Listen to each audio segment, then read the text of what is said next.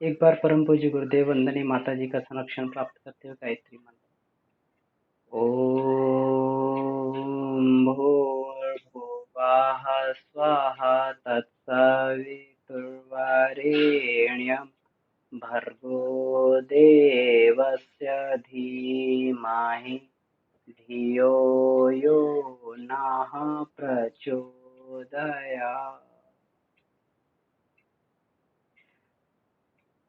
पिछली बार भी हम लोगों ने चर्चा की थी। तो गायत्री का महत्व सबसे अधिक क्यों है?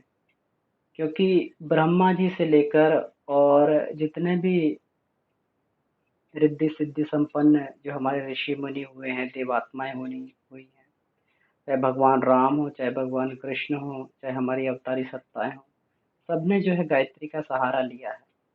और केवल हिंदू सनातन संस्कृति नहीं, अन्य धर्मों में भी जो है गायत्री को प्रधान रूप से प्रधानता दी गई है। हम लोग सिख धर्म की बात करें तो वो लोग जो है, हम लोग यज्ञोपवीत धारण करते हैं। यज्ञोपवीत धारण करते हैं और वहाँ पर जो है सिख धर्म में उसी रूप में कटार धारण की जाती है। उसी तरीके से बाएं कंधे से जो है वो कटार को धारण करके दाएं कंधे की तरफ निकाला जाता है, दाएं हाथ निकाला जाता है। तो उसको भी जो है उसमें गुरुमुखी भाषा में गात्रा बोलते हैं। और गात्रा का मतलब ये होता है गय, गय और त्र, गयान प्राण त्रायतेसा गायत्री, जिसका गायन करने से जो है जो त्राण करता हो। तो सिख धर्म में भी जो है इसको स्वीकार किया गया। दशम गुरु अ, श्री गुरु गोविंद सिंह जी ने जो ये बात कही है कि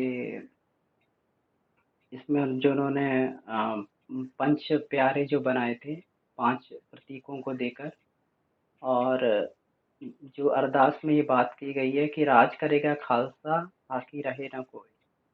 तो इसमें जो राज करेगा खालसा का मतलब ही है प्रज्ञा बुद्धि संपन्न। जिस प्रकार प्रज्ञा जो है बुद्धि की शुद्धतम अवस्था है, शुद्धतम अवस्था प्योरेस्ट फॉर्म जो है बुद्धि की, जिसको रितंबरा प्रज्ञा बोलते हैं। तो उसी को जो है सिख धर्म में खालसा बोला गया और खालस बोला गया, खालस बुद्धि बोला गया। तो जो व्यक्ति खालस बुद्धि संपन्न है वो खालसा है। इसी प्रकार से युग ऋषि ने भी इस बात को कहा कि जो व्यक्ति प्रज्ञा बुद्धि संपन्न है, विवेक संपन्न वे व्यक्ति प्रज्ञा पुत्र है। और आगे आने वाला समय क्या है, जो खालसा समय है, इसी को गुरुदेव ने कहा कि प्रज्ञा युग आने वाला है। तो सभी धर्म कहीं ना कहीं जो है उस गायत्री रूपी शक्ति को स्वीकार करते रहे हैं। और आगे आने वाले समय में जो है अ, जिसे हम सविता कहते हैं, तो सविता ही विश्वव्यापी देवता बनने वाले हैं। और सब लोग अपने अपने धर्म में ये जरूरी नहीं है कि लोग 24 अक्षर के गायत्री मंत्र से ही गायत्री की आराधना करें। गुरुदेव ने कहा कि मैंने गायत्री को बड़ा सरलीकरण कर दिया है, बड़ा सरल बना दिया, एक नई गायत्री का मैंने सृजन किया है। तो गुरुदेव कर सकते थे, क्योंकि वो जो है गुरुदेव महाकाल थे, तो वो कर सकते थे। उन्होंने एक नई गायत्री का सृजन किया कि हे ईश्वर, सभी को सद्बुद्धि दें, सबको सन्मार्ग पर चलने की प्रेरणा दें। सभी के लिए जो है सभी को सन्मार्ग पर चलने की प्रार्थना, सभी को सद्बुद्धि की प्रार्थना ही नई गायत्री का सृजन किया। और हर एक धर्म में जो है इस प्रार्थना को कहीं ना कहीं उनकी मुख्य प्रार्थनाओं में गाया जाता है, मुख्य प्रार्थनाओं में इसमें बोला जाता है। तो अब जो है जो विश्व धर्म होगा अभी जो है वो धर्म सविता धर्म ही होगा, सूर्य धर्म होगा, गायत्री का धर्म होगा, जिससे सभी लोग जो है एक जो सांप्रदायिक जो झगड़े आज चल रहे हैं वो सारे खत्म होके और केवल एक ही धर्म रह जाएगा, जिसको हम कहेंगे कि सभी मनुष्य जो है देव स्वरूप हो, सभी लोग जो है सद्बुद्धि से संपन्न हो, सभी लोगों का कल्याण हो। तो यही एक धर्म रह जाएगा, यही एक प्रार्थना रह जाएगी। और वो सब धर्म के लोग अपने अपने मजहब में, अपने अपने धर्मों में, अपने अपने संप्रदाय में यही प्रार्थना करेंगे। और आगे चल के इसी धर्म यही धर्म जो है फिर स्वर्ग का अवतरण करने का कारण बनेगा। सब में एकता होगी, सब में समता होगी, प्रेम होगा, भाईचारा होगा। और यही चीज़ जो है स्वर्ग, यही जहाँ पर ये सब यहाँ पर ये सब गुण संपन्न लोग रहते हैं, वही उसी को धरती का सच्चा स्वर्ग बोला जाता है। और यही प्रज्ञा युग का अवतार भी है। तो तो इसमें गुरुदेव ने ये कहा कि गायत्री ही आगे चल के युग शक्ति बनने वाली है, इसलिए युग शक्ति जो है गायत्री बोला।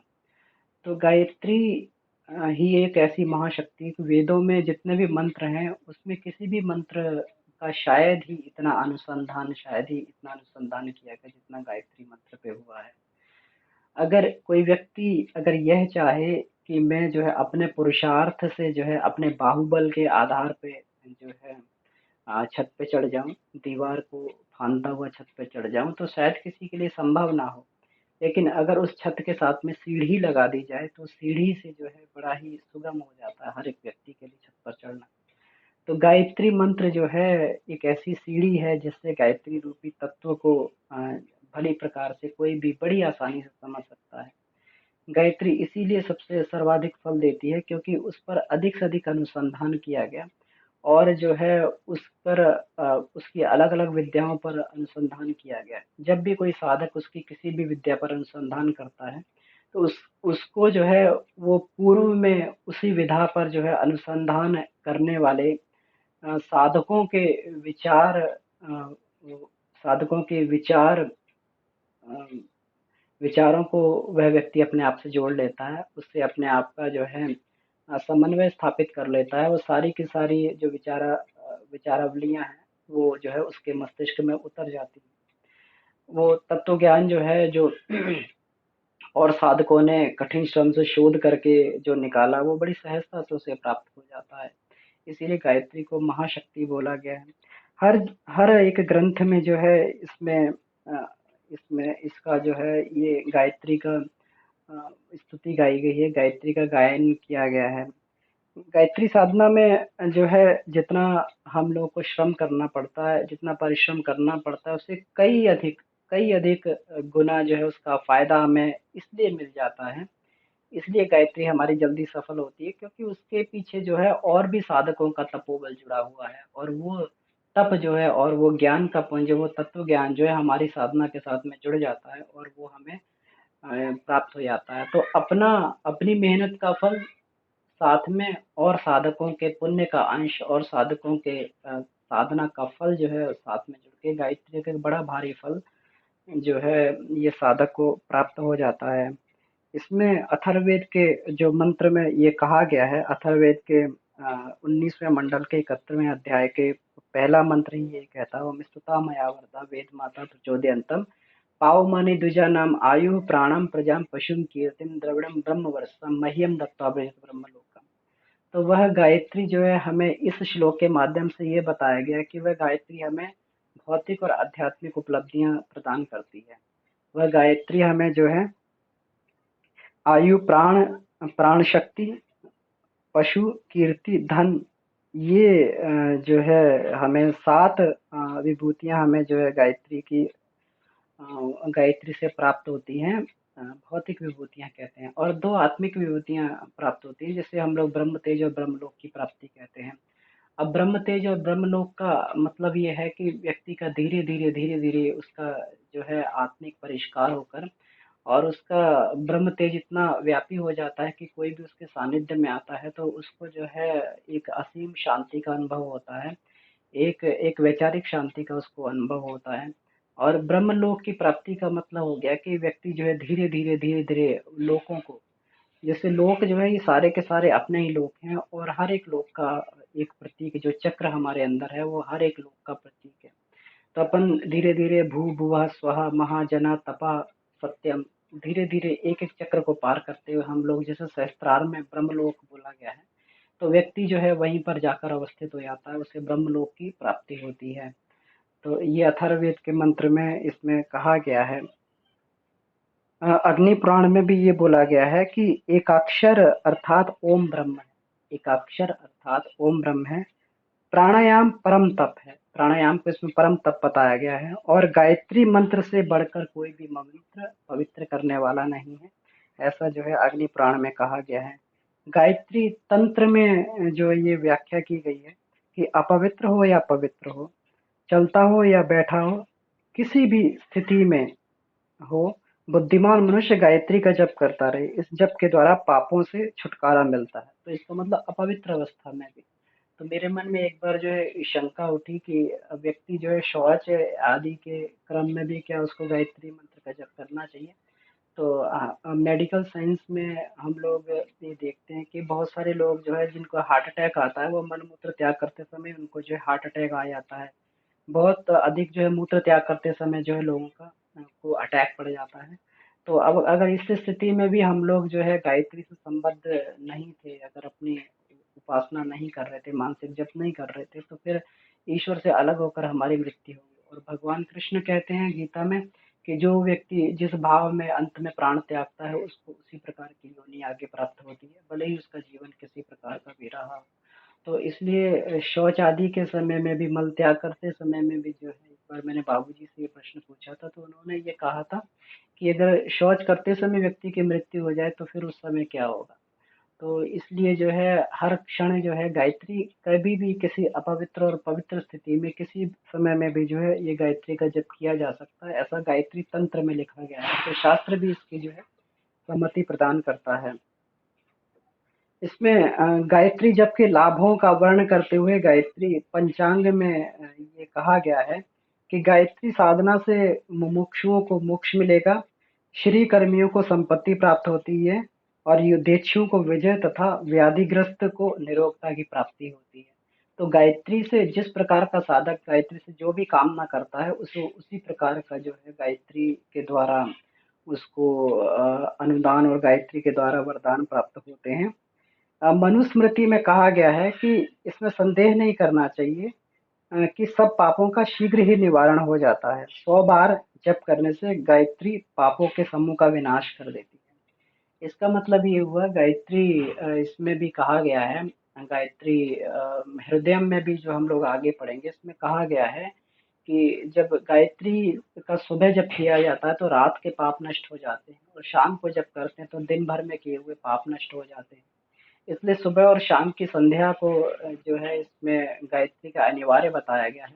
और जिसको भी द्विजत्व की प्राप्ति करनी है उसको जो है, जिसको भी आगे बढ़ना है आत्मिक परिष्कार के रास्ते पर, उसको जो है गायत्री उसके लिए किसी भी तरीके से उसके लिए गायत्री छोड़ने लायक कर्म नहीं है, उसको अपने जीवन में अपना के रखना चाहिए और ये होता है।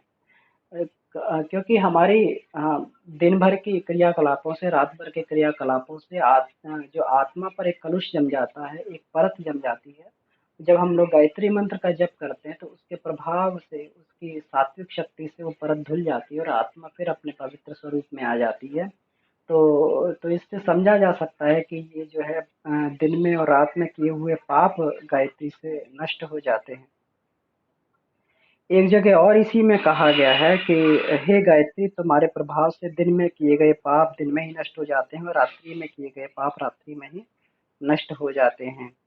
और ये भी कहा गया, जो मनुष्य हृदय कमल में बैठी हुई गायत्री का चिंतन करता है वह धर्म अधर्म के द्वंद से छूटकर परम गति को प्राप्त होता है।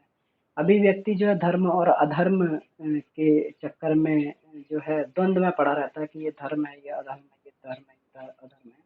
लेकिन वास्तव में इस संसार में ना तो कोई शुभ कर्म है ना कोई अशुभ कर्म है, सारे के सारे कर्म जो है ये ब्रह्म द्वारा ही संपन्न किए जा रहे हैं।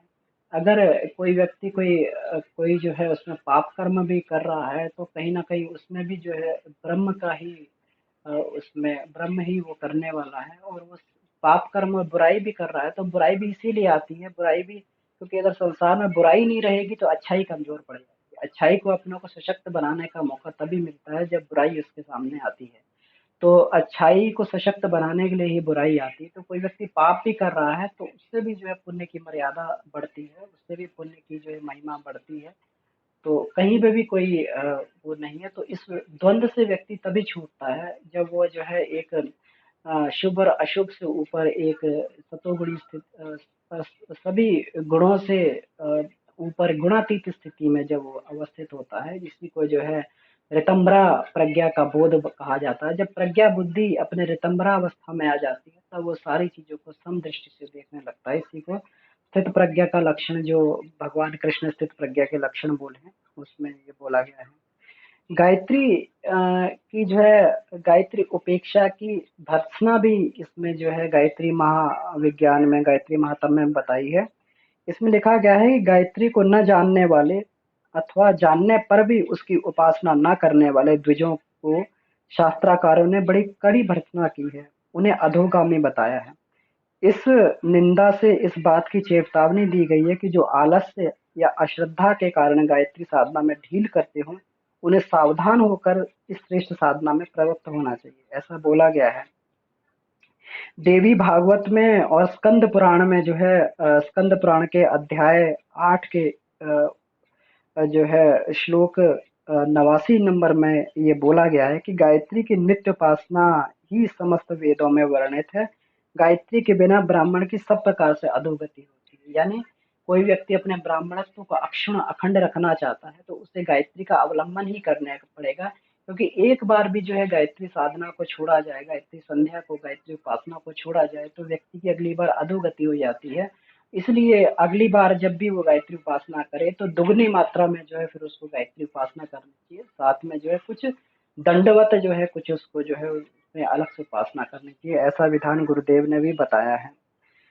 एक जगह और मनुस्मृति में दूसरे अध्याय के 80 श्लोक में ये बोला गया है कि प्रणव व्याहृति पूर्वक गायत्री मंत्र का जब संध्या काल में न करने वाला द्विज सज्जनों में निंदा का पात्र हो जाता है। तो जब भी कोई व्यक्ति गायत्री उपासना छोड़ता है तो धीरे धीरे उसकी जो कीर्ति बनी हुई है, उसकी प्रतिष्ठा बनी हुई, वो खत्म होने लगती है और फिर वो ऐसे कर्म करता है जिससे उसकी जो है सज्जनों में उसकी भर्त्सना की जाती है। तो इस तरीके से जो है इसमें बहुत सारे श्लोक लिए हुए हैं इसके प्रमाण में, जो है गायत्री उपासना के प्रमाण में, गायत्री जप के प्रमाण में, गायत्री स्तुति के प्रमाण में और गायत्री को त्यागने वाले की भर्त्सना के जो है प्रमाण में बहुत सारे श्लोक लिए गए हैं। लेकिन क्योंकि यहाँ समय का अभाव है इसलिए हमने उन्हें बहुत ही संक्षिप्त इसमें जो है श्लोकों की चर्चा की और हम सभी लोग इसमें जो है अपने गायत्री महाविज्ञान में भाग 2 को रेफर करके हम लोग इसको जान सकते हैं। तो 5 मिनट का समय भी है हमारे पास में, तो अगर किन्हीं का कोई प्रश्न हो तो हम लोग प्रश्न पर भी चर्चा कर सकते हैं और किसी को कोई अनुभव बताना है तो वो अनुभव भी बता सकते हैं। जी।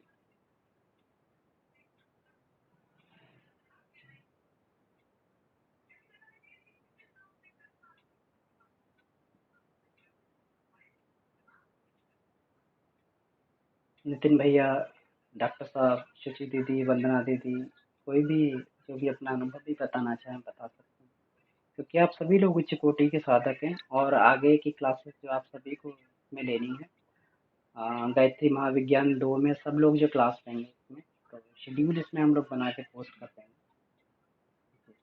प्रयास करेंगे इसमें और भी जो है भारत के विविध विविध क्षेत्रों में, विविध विविध जगह पे जो सिद्ध साधक हैं गायत्री के, जिन्होंने अपने जीवन में, जिनका जीवन दिखता है, जिन्होंने कि जो गायत्री के मार्ग पर चल के जो लोग आगे बढ़े, जिन्होंने अपनी आत्मिक प्रगति की, उन सभी की कक्षाएं हम लोग इसमें रखने का प्रयास करेंगे।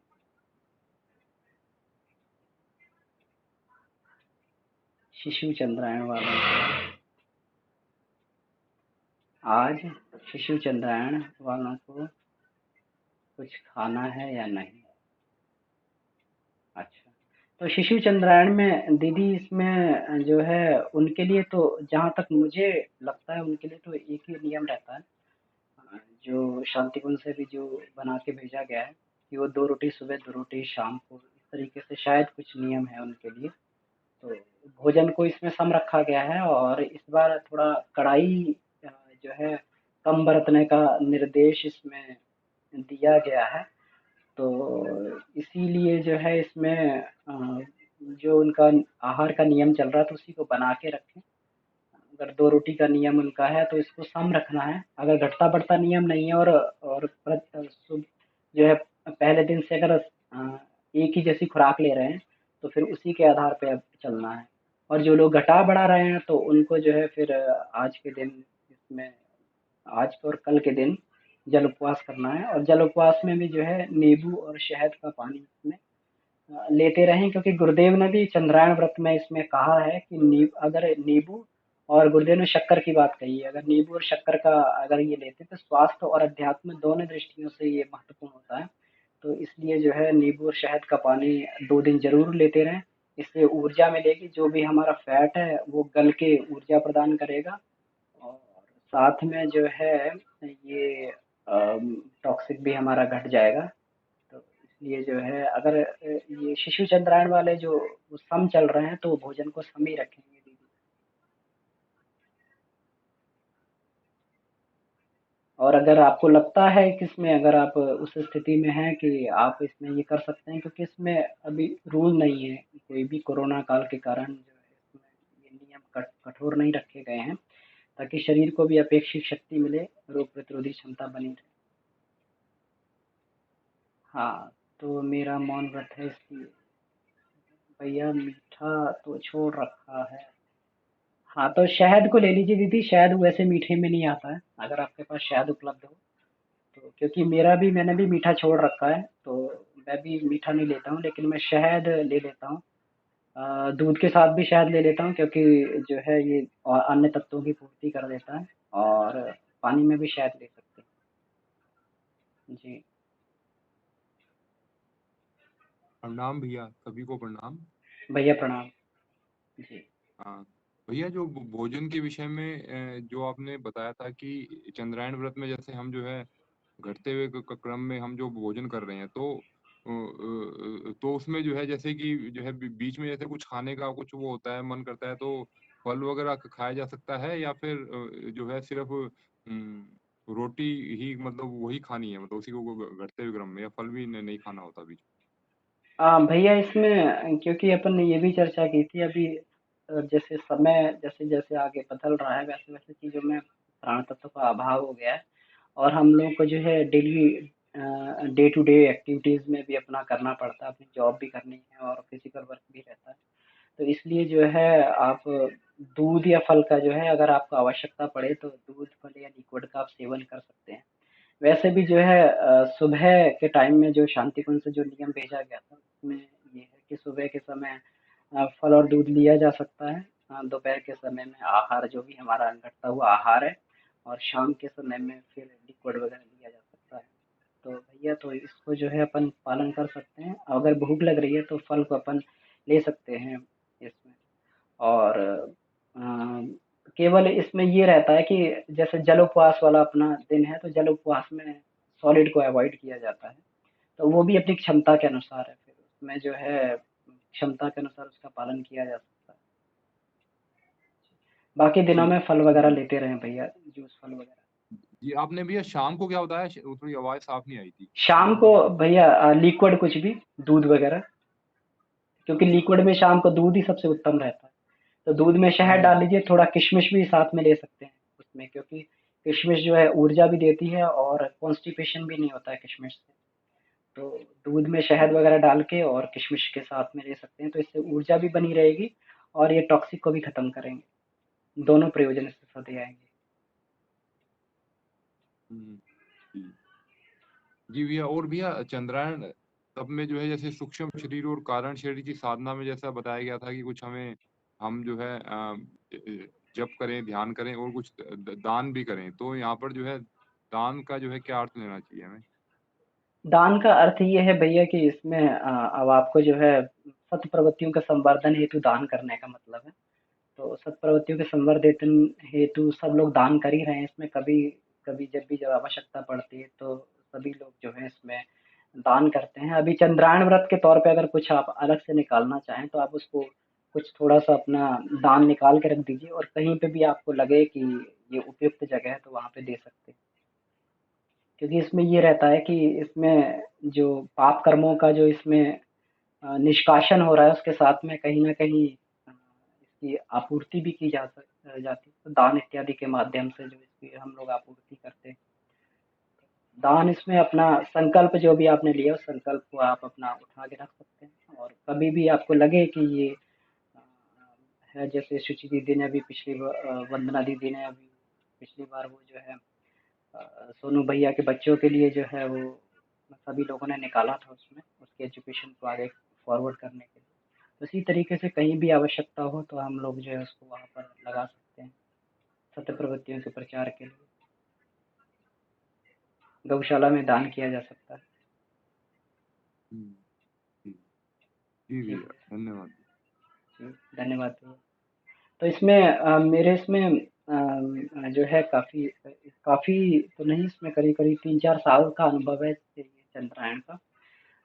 इसमें क्या जी, तो उसमें जो है ये इसी तरीके से जिस तरीके से शांतिवन से नियमावली आई थी, हम लोग उसी तरीके से कर रहे हैं और इससे बहुत बेनिफिट मिला है। सुबह जो है दूध और फल ले लेते हैं। दोपहर में जो घटनाक्रम का आहार है उसको लिया जाता है और शाम को जो है दूध ले लेते हैं। तो ये जो है और इसमें बीच में भी कहीं कुछ लेने की आवश्यकता फिर नहीं पड़ती है कि 3 समय में जो अपना 2 समय दूध का आहार और 3 और 1 समय भोजन, तो इससे अपना बीच में भूख नहीं लगती और टॉक्सिक भी धीरे-धीरे घट जाता है। तो एक बार बैंगलोर में हमने जो चेक करवाया था तो हमारा वज़न जो है उसमें 5 किलो घट गया था। तो ये 49 किलो वज़न 50 किलो वज़न रह गया था उस समय। तो इसका मतलब है वो ले भी रहे थे लेकिन फिर भी टॉक्सिक घट रहा था। तो इसका मतलब इतने पे भी जो टॉक्सिक घटता है। तो इसीलिए जो है इसको किया जा सकता है। जी, तो ठीक है, तो हम लोग जो है अब यहाँ आपकी कक्षा को यहीं पर समाप्त करते हैं। आप सभी का बहुत-बहुत धन्यवाद। तो शेड्यूल पोस्ट कर देंगे जो है कुछ ही दिन में। तो आप सभी लोग जो है उन कक्षाओं की तैयारी हम सभी लोग करते रहेंगे और समय पे अपने शेड्यूल के अनुसार हम सभी लोग जो है टीचर की भूमिका में कक्षा लें। आप सभी लोग ले भी चुके हैं और आगे फ्यूचर में भी हम लोग जो एक-दूसरे का मार्गदर्शन करते रहें। इसी के साथ में आज की कक्षा को यहीं समाप्त करते हैं। आप सभी का बहुत-बहुत धन्यवाद। परम पूज्य गुरुदेव वंदनीय माता जी को जो है धन्यवाद करते हुए, नमन करते हुए इस कक्षा को यहीं समाप्त करते हैं। ओम शांति, शांति, शांति।